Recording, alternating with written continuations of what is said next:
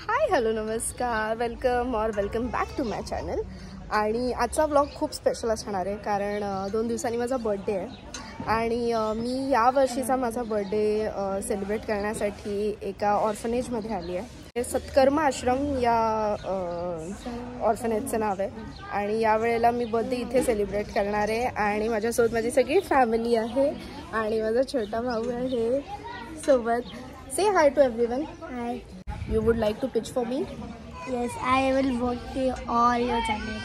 Please tell them that please like, share and subscribe. Like, share and subscribe. So let's see आपण कसं enjoy करतोय आणि या सगळ्या मुलांसोबत खूप मजा करायची आहे. मुलांना ना ॲक्च्युली लंच तर देणारच होतो, पण लंचसोबत आम्हाला असं वाटलं की थोडेसे इव्हिनिंगसाठी स्नॅक्स वगैरे पण पॅक करूया. सो फटाफट आम्ही स्नॅक्स पॅक केले आणि त्यानंतर आश्रमासाठी निघालो.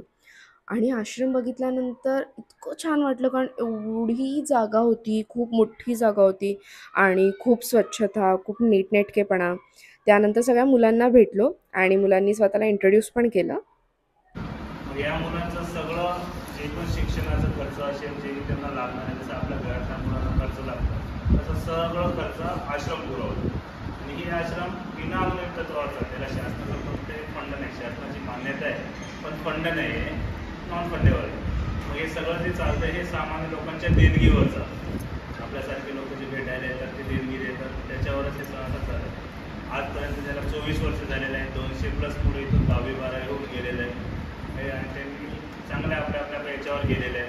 म्हणजे जे मुलं सक्सेस झाले आहेत ते येऊन भेटले येतात, कुठं चांगल्या कंपनीत आहे, कोणी चांगल्या जॉबवर आहे, कोणी स्वतःचा व्यवसाय चालू केलेला आहे, असं वेगवेगळ्या याच्यावर आहे. मग आम्ही काय केलं की एक नवीन जागा घेतली. अजून एक नवीन जागा राहटोली रोडवर मोरारपाडा रोड आहे, तिथं अष्टांग योग आश्रम एक्झॅक्ट त्याच्या पाठीमागे जागा घेतलेली आहे. 20-25 गुंठे आहे. तिथं आमचा ड्रीम प्लॅन असा आहे की 25 मुलं 25 मुली आणि 25 आजी 25 आजोबा. म्हणजेच या मुलांना आजी आजोबांचा प्रेम मिळेल आणि आजी आजोबांना नातवांची माया मिळेल, असं आमचं ते एक फॅमिली बनवायचं आहे.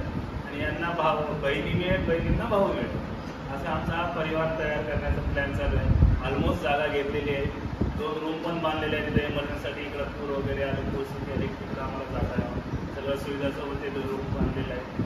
आणि जसं जसं देणगी वाढेल, CSR फंड येईल, तसं आमचं ते बांधण्याचा प्लॅन चालू आहे. आणि त्यानंतर होता लंच टाईम. इथे जेवणाचे आणि इतर सगळेही रूल्स खूप स्ट्रिक्ट आहेत. सो मुलांना वेळेत जेवण सर्व केलं गेलं आणि आम्हीसुद्धा याच मुलांसोबत जेवलो, त्यांच्याशी थोड्याफार गप्पा मारल्या.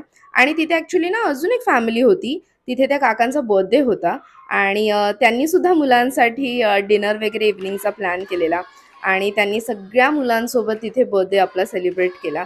सो आम्हाला पण खूप छान वाटलं, आम्ही पण त्यांच्या बर्थडेसाठी त्यांना जॉईन केलं. आणि त्यानंतर आम्हीसुद्धा मुलांना स्नॅक्स डिस्ट्रीब्यूट केले आणि आम्हीसुद्धा निघालो. तुम्हाला या आश्रमाविषयी कुठलीही माहिती हवी असेल किंवा काही डिटेल्स हवे असतील तर प्लीज मला कमेंट्समध्ये कळवा किंवा मला इंस्टाग्रामवर मेसेज करा. आणि बर्थडे सेलिब्रेशन बघण्यासाठी स्टे ट्यून फॉर पार्ट 2. आणि हा व्लॉग कसा वाटला हे प्लीज मला कळवा.